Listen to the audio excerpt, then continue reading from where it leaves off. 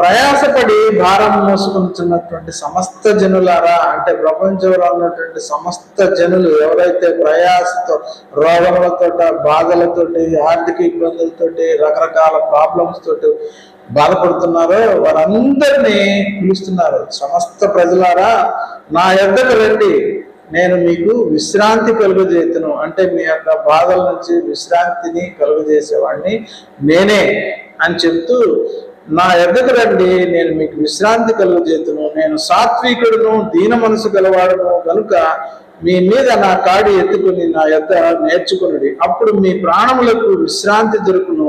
ఏలయనగా నా కాడి సులువును, నా భారము తేలికగాను ఉన్నది అని ప్రభు ఈ యొక్క మత్తయి సువార్త 11వ అధ్యాయం 28లో చెప్పినట్లుగా మనం చూస్తాం. నిజంగానే ప్రభు వద్దకు వచ్చే వారిని ఎటువంటి పరిస్థితుల్లో ఆయన త్రోసిపుచ్చడు.